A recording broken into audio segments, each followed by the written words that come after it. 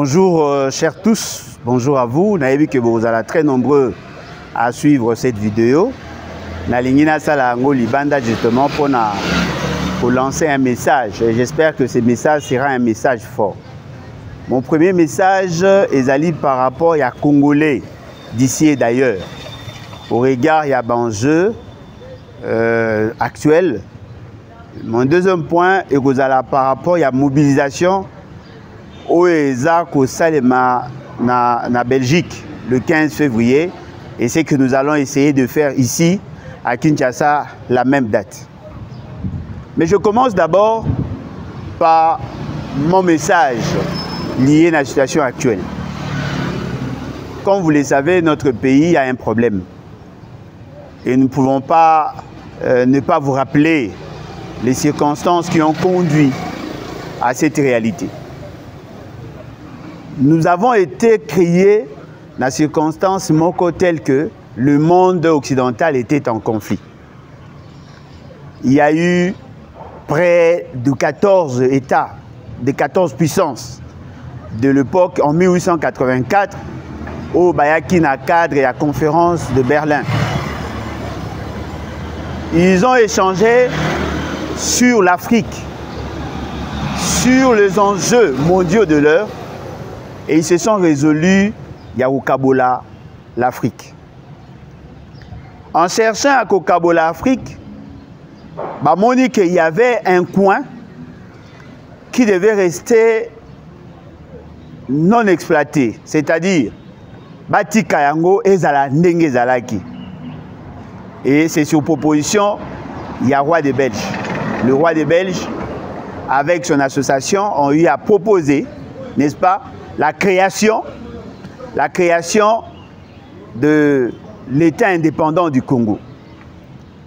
Pour créer l'État indépendant du Congo, ils ont organisé l'État à leur manière. Il fallait cependant avoir l'assentiment de puissance. Et le coup là, les cadres là, ils allaient qui cadre Mokoya pour parler sur l'Afrique. Ils ont proposé à toutes les puissances de soutenir leur projet. Le projet à création et à État indépendant du Congo.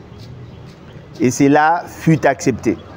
Le Congo a été créé et le Congo avait une souveraineté internationale. Et dans cette optique, PCIE, la gestion du Congo dans son ensemble. C'est-à-dire que le Congo était un bien sans maître en réalité. Mais il faut créer un cadre de gestion et ce cadre de gestion a été cédé au roi des Belges à qui on a reconnu la souveraineté. Mais avec les temps, il a orienté les actions par rapport à ses intérêts. Et cela a créé des troubles. Cela a créé des crises. Dans la crise qui créée, il y avait une grande crise avec la France. Parce que la France ayant le droit de préemption, c'est-à-dire qu'après la gestion et roi des Belges, le Congo devait être cédé à la Belgique et à la France. Et la France attendait à ce que la Belgique, le roi des Belges, pardon, a cédé plutôt à la France. Comme la pression est montée, le 2 août 1889, le roi des Belges s'était décidé de signer un testament. Et ce testament est passé lieu, n'est-ce pas, la session au Pesaki na Belgique en 1908. Le roi des Belges a dit, après sa mort, le Congo, c'est-à-dire le Congo créé par lui, et Koya Namaboko ya Belgique. Et c'est ce qui fut fait. Une année après, à Ekokoufa. Et cela a créé une situation de crise entre la Belgique et la France. Mais en même temps, les Allemands, les Anglais, les Américains, tous avaient le droit d'exploitation. Ce qui Botali, à cette époque, toutes les 14 puissances exploitaient le Congo, y compris la Belgique. Et les entreprises qui exploitaient, par moments de manière sauvage, étaient astreintes à adopter une nouvelle attitude au regard de la Convention de Saint-Germain-des-Laye en 1911. C'est là où les choses ont été un peu réajustées. Parce qu'en cédant à la Belgique, les gens ont commencé à exploiter. Il y a plusieurs entreprises. Oh, Totanga, Naba classe, les entreprises qui créées dans ce contexte-là. L'Espagne, l'Allemagne, l'Hongrie, tous ces États-là, qui ont exploité chez nous, il y a beaucoup d'entreprises. La Suède et les restes, ils exploitaient chez nous. Mais il fallait maintenant réajuster les choses. C'est comme ça qu'il y a eu une tendance, il y a qu'au Kata, le Congo en partie, pour faire en sorte que toutes les parties prenantes à la crise se retrouver. Vous trouvez les Français qui voulaient avoir une partie, les Allemands qui n'étaient pas directement impliqués, mais qui souhaitaient aussi avoir une partie.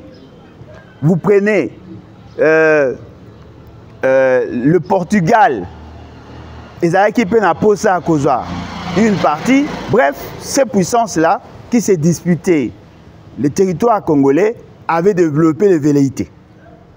C'est comme ça que lorsque nous avons accédé à l'indépendance, Lumumba a parlé de la balkanisation. Parce qu'à cette époque, le débat aussi a eu lieu dans certains pays, notamment Yougoslavie. Oh, les débats, et ça là qui est éclatement, il y a eu d'autres sous-États qui ont été créés dans ces circonstances. Et on voulait dupliquer ça au niveau de notre pays. Ils ont voulu balkaniser l'État. Et dans leur idée à balkanisation, que chaque centre d'intérêt a une partie du Congo. En faisant semblant, bien sûr, n'a existence et à population, mais que cela soit géré selon les centres d'intérêt. Et pendant ce temps, il y a des jeunes, il y a les nilotiques qui ont développé l'idée de prendre une partie de notre territoire. Et au regard de la philosophie développée à suprématie à race Tutsi, ils ont commencé à entrer en contact avec ces centres d'intérêt pour justement avoir leur accompagnement, leur soutien. Et c'est comme ça, Bomonaki Lokola, Museveni, les Julius Nyerere, tous ces vieux-là, s'organisaient pour créer une force en créant EAC. EAC, ils avaient un cadre de réflexion pour garantir la suprématie de la race Tutsi, la race nilotique. Parce que la race nilotique, c'est disant être proche de Juifs, parce que Bango Bazali, descendant d'après Bango, il y a Reine de Saba, eh bien, ils se considèrent supérieurs à la race Bantou.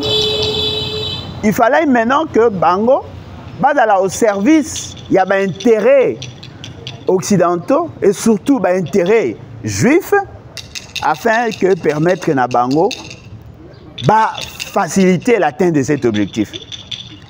Et il y a eu des événements qui ont marqué ces faits-là. Lorsque l'État congolais, à l'époque Zaïre, avait pris la résolution, n'est-ce pas, de prendre position par rapport à la question. La question, il y a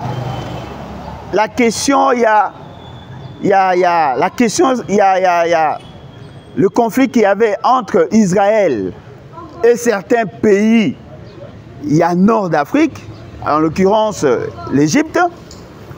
Le président Mobutu a pris position par rapport à ces enjeux-là.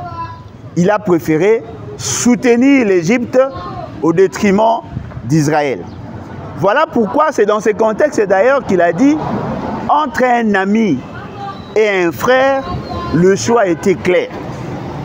Il devait donc soutenir l'Égypte, parce que c'est un État africain, ait abandonné les intérêts des Juifs qui, du reste, n'étaient pas africains. Et c'est comme ça que les ambassades et tout ce qu'il y avait avaient commencé à fermer. Certains Juifs se sont sentis en insécurité et ils ont commencé maintenant à développer le réflexe pour fragiliser le pouvoir de Mobutu. Et lorsque Mobutu a senti la pression, il a pris la décision au regard, il y a un contexte déjà, il y a zaïrianisation et tout ce qu'il y avait comme fait, cela nous a fragilisés. Ils ont commencé à nous combattre, tout en gardant bien sûr de bonnes relations avec les États-Unis, mais cela ne nous a pas servi du tout. Ils se sont organisés, ils ont commencé à soutenir la suprématie, n'est-ce pas, cette organisation qui prônait la suprématie de la race Tutsi. Ils ont commencé à soutenir le président Museveni. Le président Museveni a recruté des jeunes dans tout l'espace où il y avait les Nilotiques.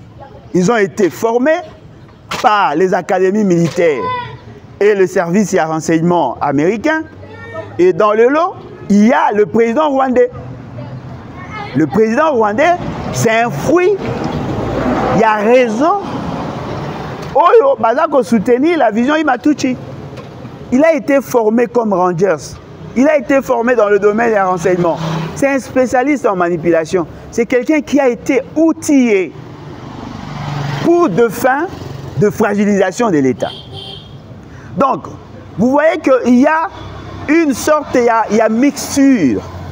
Il y a une sorte, il y a conjugaison, il y a mutualisation des efforts. D'un côté, il y a le souci, il y a balkanisation. Et de l'autre côté, il y a le souci, il y a hégémonie ou sinon, il y a la velléité expansionniste et du Rwanda. Et en même temps, il y a Bato Bazako prônait la suprématie de la race Tutsi. C'est que nous avons la suprématie des Nilotiques. C'est comme ça que nous sommes entrés dans cet engrenage. C'est-à-dire qu'il y a ici plusieurs centres d'intérêt. Et donc, la guerre devient transversale. Il y a plusieurs intérêts. Nous devons éviter de croire que nous avons qu'un seul ennemi. Nous en avons plusieurs.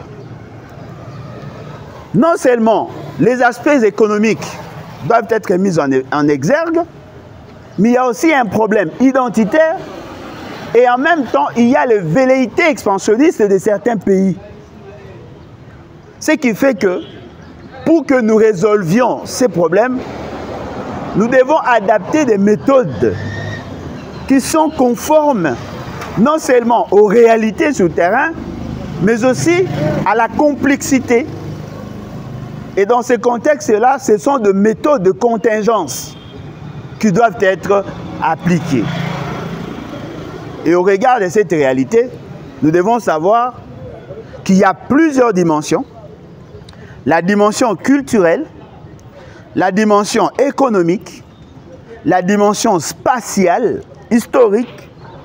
Tous ces éléments-là doivent être pris en compte. Alors, au regard de ces données, qui sont nos ennemis? Je crois que nous avons tenté de les démontrer. Mais comment agissent-ils? Vous allez vous rendre compte qu'à chaque niveau, ils mettent plus de l'intelligence en cherchant à nous détruire. Ils se comportent de la même manière Nampuku. C'est-à-dire, qu'est-ce qu'un Mpuku à Salara? Azoya ko lia yo makolo, mais en même temps, azako fula. Pour que yo, mouto ozako souffrir, oyo kapasi mingite, afin que otiaye kate. C'est après qu'on sentit que pour soi makolo eliami et saliba pota amike, yo neuro sutuka. Or, ils ont commencé bien avant. Voilà pourquoi je voudrais assez que tout tenir compte de toutes ces dimensions pour que nous arrivions à trouver solution aux problèmes qui nous assaillent aujourd'hui. il faut mettre de l'intelligence. Comment ces gens-là fonctionnent-ils? Comment agissent-ils? Quand est-ce qu'ils ont commencé à boutiquer les choses contre nous? Qui sont leurs alliés? Quel est leur point fort? Quels sont leurs points faibles? Nous devons maîtriser tout ça. Qu'est-ce que nous avons?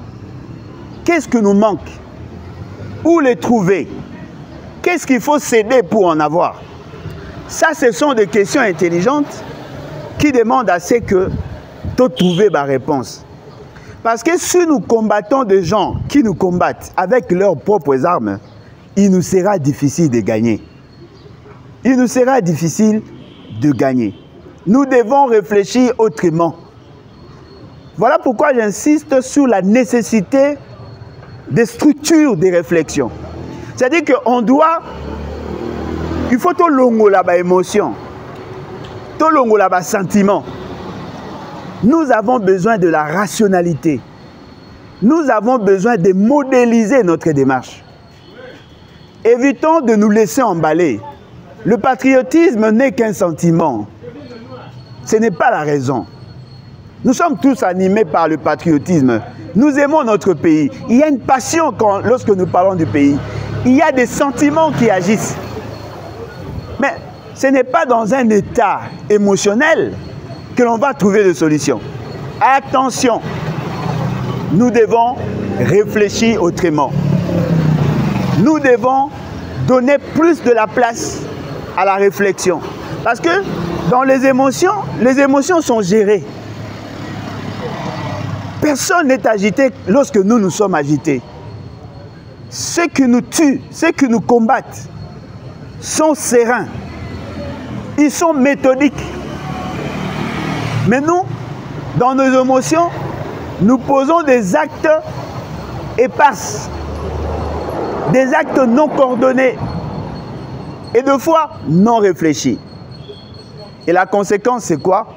On agit et puis il y a une action. Or, nos ennemis travaillent dans le temps. Ils prennent tout leur temps pour nous détruire.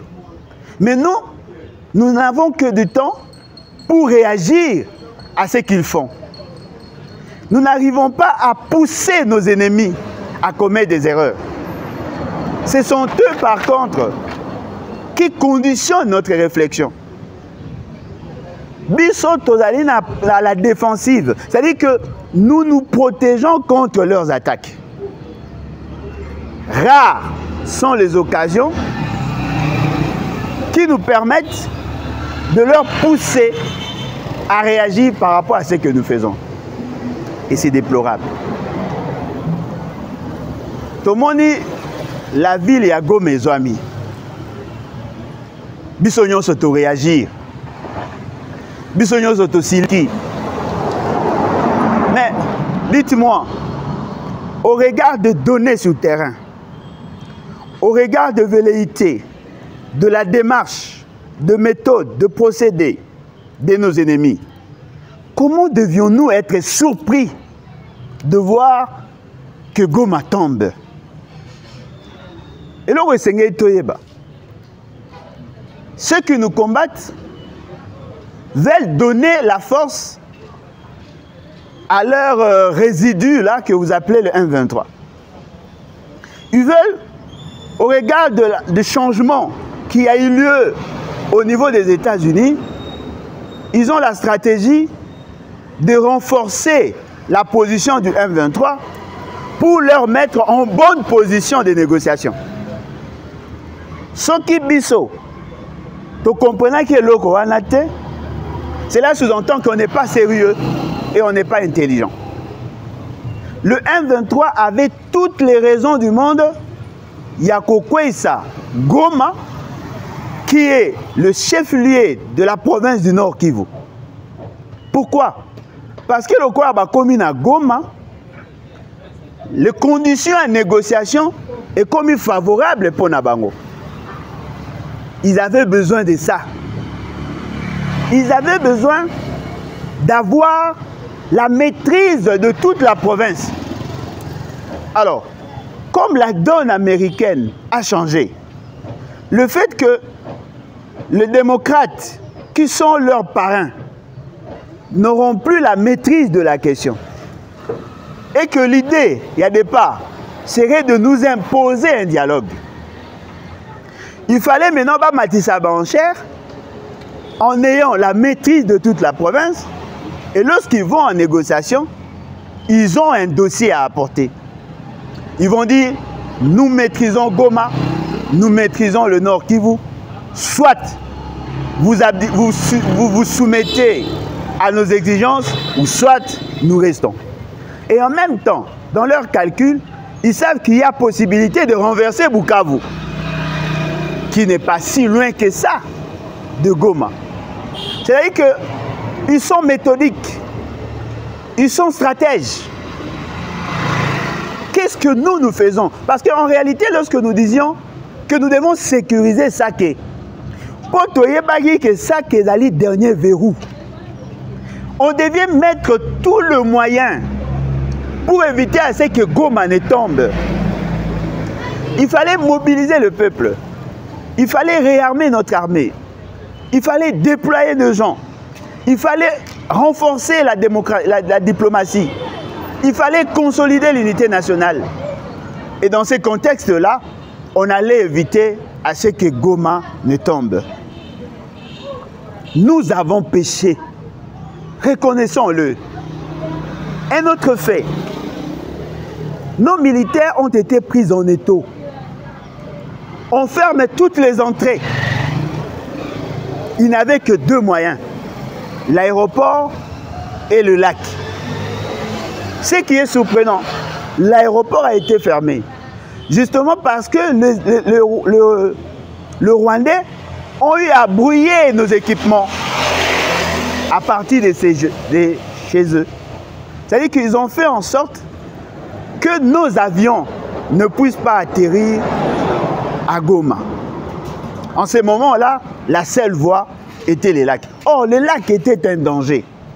Non seulement que nous n'avons pas assez d'équipements pour nous protéger, nous imposer sur les lacs, mais en même temps, on n'a pas su mettre sur pied de politiques cohérentes en vue de résoudre la question.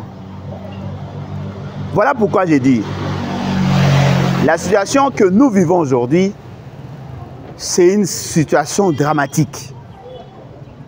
Mais je peux vous rassurer, elle est loin d'être une fatalité. Avec beaucoup d'intelligence, des tacts, nous pouvons remédier à la situation et renverser la tendance. En quoi faisant? Nous devons éviter de sombrer dans les émotions. Nous devons arriver à renégocier la paix chez nous. Pas avec le Rwanda, ni avec les M23, mais avec les centres d'intérêt. Nous devons consolider l'unité nationale. Parce que c'est au niveau interne qu'il y a des problèmes. C'est vrai que les raisons exogènes existent. Mais ce qui nous fragilise, c'est d'aller plus des raisons endogènes. C'est la fragilité interne qui justifie la fragilité au niveau extérieur. Nous devons repenser. Nous devons mobiliser les intelligences dans tous les domaines. C'est là l'occasion de mettre en place de commissions stratégiques de réflexion. Pas pour changer la Constitution, mais pour apporter le modèle de guerre que nous devons mener. Nous devons vider nos prisons. Il faut libérer tous ceux qui ont eu à défendre l'État pendant que nous étions dans une situation de guerre. Nous devons libérer nos officiers, nos hauts officiers qui sont en prison. Nous devons le réarmer, leur mettre dans de positions à faire, cette fois-ci, la vraie guerre. Nous devons mobiliser nos chefs coutumiers, la population, partout. Nous devons arriver à mobiliser notre jeunesse, à créer un message, un électrochoc, à pousser les gens à comprendre la pertinence de la démarche. il y a qu'à défendre notre intégrité territoriale et surtout notre dignité en tant que peuple souverain. Ce sont là des réalités. Et donc, l'unité nationale est une conditionnalité première. L'unité nationale, c'est l'essentiel de ce que nous devons faire. Si nous ne le faisons pas, nous n'aurons que nos yeux pour pleurer. Voilà pourquoi Nalingaki, cette fois-là, tout le Belayango. Mais je voudrais tout de même nous rappeler ceci. Dans une dimension métaphysique, l'État a des choses à corriger. Et je crois que c'est ça le deuxième point. Savez-vous que dans ces pays, les innocents ont été tués? Savez-vous que le sang a coulé dans ces pays des innocents? Il y a des Congolais qui ont été tués injustement. Kimba, Bamba, Mahamba, Anani et plusieurs officiers. Baboma Bango, Napongabu. Ils ont été pendus. Batobola Bango Miss, Baboma Bango. Nous devons faire des cérémonies pour annuler cet acte au plus vite. Deuxième chose, nous devons corriger les erreurs du passé. Il y a beaucoup de gens qui ont été tués, surtout les Lumumbistes. Non seulement Lumumba, Paulo Maurice Okito, il y a eu plusieurs autres Lumumbistes qui ont été tués par l'État, en complicité bien sûr avec les gens. Je parle là de massacrer des Bakwanga. Tango Bakangi Lumumba, Bakangaki plusieurs autres membres de sa famille politique. Christophe Muzungu, Nyangara, Elengesa, Nzuzi, Finan, Mboui. Ils étaient nombreux. Ceux qui ont été tués dans ces pays, à Bakwanga. Pourquoi je le dis? Boyoki, bande konabiso ya ba combattant, ya poto, baza koloba, baza ko organiser une activité na porte de Namur, en Belgique. Ils veulent organiser une activité na porte de Namur, en Belgique, exigeant à ce que la communauté internationale s'ingère sur la question de notre pays. Ce qui est une bonne chose que nous soutenons par ailleurs. Nous soutenons cette activité. Mais je vais vous parler d'une coïncidence. Bon, certains parleront de la coïncidence, mais je voudrais plutôt vous parler du message non compris qu'il y a derrière ça. Ils ont choisi la date du 15 février. Allez maintenant dans notre histoire. Vous allez vous rendre compte que les Christophe Muzungu, Elengesa, Nyangara, Fina, Nzuzi, Mboui, bref, tous ceux qui ont été tués à Bakwanga, Baboma Bango, le 15 février 1961. Vous comprenez? C'est-à-dire, les résistants, il y a poto, va retenir date, il y a le 15 février. Et cette date commémorative coïncide avec l'assassinat. Il y a plusieurs lumumbistes. Ce qui veut dire quoi?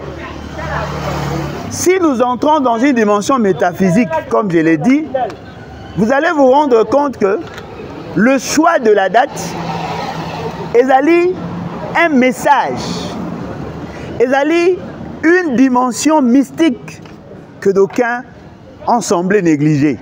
Ce n'est pas un fait anodin. Ce n'est pas un hasard en tant que tel. Et peut coïncidence. nous devons arriver à intégrer ces dimensions-là. Et vous savez quoi? C'est la date de la création de l'UDPS. Mais d'aucuns ne se posent pas la question. Pourquoi l'UDPS a-t-elle choisi le 15 février? C'est justement parce qu'ils avaient l'intention de dominer, d'étouffer cette affaire de Bakwanga. Justement parce qu'eux-mêmes ou leurs parents ont eu à participer dans ces massacres. Donc, nous soutenons l'idée d'organiser une activité le 15 février au niveau de l'étranger, mais nous proposons en même temps que soit organisée de cérémonies pour briser ces pactes-là et faire en sorte que l'État ou la société se réconcilie avec son passé. Kimba, Bamba, Mamba, Anani doivent être rétablis dans l'histoire. Christophe Muzungu, Nyangara, Elenge Sanzuzi, Fina, Mboui, bref, tous, et Sengeli to rétabli Bango dans l'histoire. En ces moments-là, vous allez vous rendre compte que nous allons nous réconcilier avec le passé et nous aurons à nous réconcilier au niveau national. Parce que l'unité nationale, c'est un impératif. C'est une conditionnalité première. Mais cette unité nationale ne peut pas se faire avec des blessures. Nous devons arriver à nous réconcilier. Effectivement, parce que l'ennemi qui est en face de nous a peur de notre unité. Mais l'unité nationale veut dire aussi justice. Nous devons arriver à sanctionner les complices. Peut-être aujourd'hui, on a besoin de tout le monde, mais nous pouvons les exclure de l'action publique. Nous devons sanctionner effectivement tous ceux qui ont eu à poser des actes contre nous. Nous devons faire en sorte que le cœur des gens qui ont été saignés, blessés, et ça l'a rétabli. Nous devons corriger ça. Voilà pourquoi j'ai dit, il est temps pour nous de sanctionner. Il est temps pour nous de sanctionner ceux qui ont posé des actes. On ne va pas tous nous retrouver dans un coin et faire semblant comme si de rien n'était. Non. Ceux qui ont trahi doivent être sanctionnés. Ceux qui ont posé des actes contre l'État doivent être sanctionnés. On doit les isoler. Ils doivent connaître la disgrâce. En ces moments-là, nous rétablissons l'État et la nation. Et naturellement, on va s'organiser. Nous devons arriver à créer les conditions des alliances de coopération militaire avec des pays prêts à nous accompagner. Nous devons avoir des alliés. Dans le Conseil de sécurité, nous n'avons trouvé que 2 pays qui ont soutenu formellement notre position. Nous devons élargir le spectre. Nous devons arriver à créer les conditions d'alliance pour que nous résolvions cette situation de guerre. Mais en même temps, nous devons travailler. Pour que nous arrivions à gagner la guerre, on doit mobiliser le moyen. Et pour la mobilisation de moyens, soyons prêts à hypothéquer notre sous-sol. Nous devons hypothéquer notre sous-sol afin que nous arrivions, n'est-ce pas, à résoudre le problème et à penser développement. Je crois que c'était ça l'essentiel de mon message. Ceux qui auront la capacité de comprendre, bah comprendre. Bah comprendre l'autre, bah comprendre l'autre. Pour ceux qui te l'obité, nous le disons. Toi, en position à ma baie. Toujours que ne ma baie. Parce que nous ne mettons pas assez d'intelligence. Mais ceux qui te tiennent maële, te olonga. Rwanda, c'est un président prétentieux. Il veut vous faire croire qu'il est très fort. Non, il n'est pas très fort. Mais il est en face des gens plus faibles que lui. Il n'est pas très fort. Mais il est en face des gens qui sont plus faibles que lui. L'intelligence, encore l'intelligence, et après tout, c'est l'intelligence. Merci. J'espère que Bolandi, à tout moment, vous pouvez nous appeler. Na plus 243 81 250 28 51 et éventuellement réagir. Mais pourquoi pas que ça la suggestion Nabino. Mais ce que nous vous demandons, soyez toujours branchés pour qu'à la minute toujours banda série. Il y a une réflexion sur la problématique sécuritaire et puis vous donner des informations par rapport à ce que nous arrivons à recueillir. Nous avons beaucoup d'informations, mais tout ça, la catamisage, justement parce que tout boy, tout mettre à votre portée tout ce que nous avons au risque de servir la cause de l'ennemi. Nous faisons tout pour éviter à ce que nos actions profitent à l'ennemi.